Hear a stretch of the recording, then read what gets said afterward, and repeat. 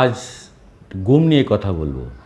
সবচেয়ে বড় আশার কথা, অবশেষে অনেকটা বিলম্বে বাংলাদেশ জাতিসংঘের গুম বিরোধী সনদে স্বাক্ষর করেছে। গুম প্রতিরোধ দিবস এর একদিন আগে গতকাল অন্তর্বর্তীকালীন সরকারের প্রধান ডক্টর মোহাম্মদ ইউনূস এই সনদে স্বাক্ষর করেছেন। খুবই আশার কথা। এখন বাংলাদেশকে একটা গুম প্রতিরোধ আইনও করতে হবে। দেখেন, আমাদের যারা গণতন্ত্রের কথা বলে, গণতন্ত্রের সবক দেয়, সেই সব দল কিন্তু এই সনদে সাইন করে নাই, কারণ ওরা তো গুম করেছে।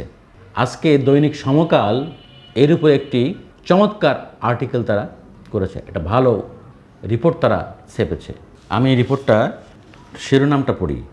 শত শত পরিবার আজও আছে অপেক্ষায়। 2007 থেকে 2023 সাল পর্যন্ত 17 বছরে গুমের শিকার হয়েছে 629 জন। এর মধ্যে লাশ উদ্ধার 78 জন, অপহরণের পর ছেড়ে দেওয়া হয় 62 জনকে, গ্রেপ্তার দেখানো হয় 73 জন। এখনও নিখোঁজ আছে 383 জন।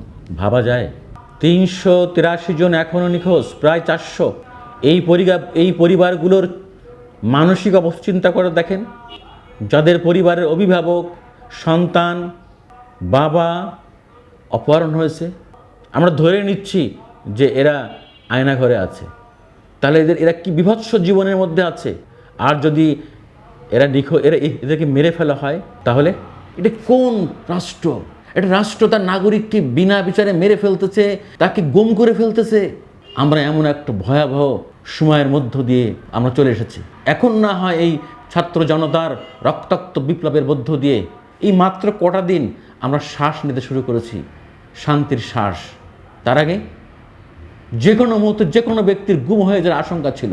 সরকারের রাঘব বোয়ালদের বিরুদ্ধে কেউ কথা বললেই, চোখে চোখ রেখে কথা বললেই, অন্যায়ের প্রতিবাদ করলেই তার গুম হয়ে যাওয়ার আশঙ্কা ছিল। আর ভাবেন, গুম হয়ে যাওয়া পরিবারগুলোর কি চিন্তা, তাদের ঈদগুলো কীভাবে কেটেছে, তাদের প্রত্যেকটা সময় কীভাবে পার হয়েছে, তাদের রাত কীভাবে পার হয়েছে। যার স্বামী গুম হয়েছে এই 17 বছরে, সে তো ভাবতেও পারেনি তাকে মারা গেছে নাকি বেঁচে আছে, তারা ধরেই নিয়েছে ফিরে আসবে। তো ভাবেন যে ব্যক্তি গুম হওয়ার সময় তার সন্তান পেটে ছিল, আর 17 বছরে সেই সন্তান জন্মগ্রহণ করে তার বাবাকে দেখেনি, ছোট্ট বাচ্চাকে দেখে গেছে, সে বাচ্চা এখন অনেক বড় হয়েছে। তো বাবার স্নেহ আদর ছাড়া আমরা কি ফিরিয়ে দিতে পারবো এই সময়? অতএব এদের কারো ক্ষমা নেই, এদের কাউকে ক্ষমা করা যাবে না। যারা এই গুম খুনে জড়িত, তাদের এবং তাদের সহযোগীদের, তাদের নির্দেশদাতাদের সর্বোচ্চ শাস্তি হতে হবে। যতক্ষণে বাংলার মাটিতে এদের শাস্তি নিশ্চিত না হবে, ততদিন এই সবুজ শ্যামল বাংলাদেশে শান্তি ফিরে আসবে না। আল্লাহ হাফেজ।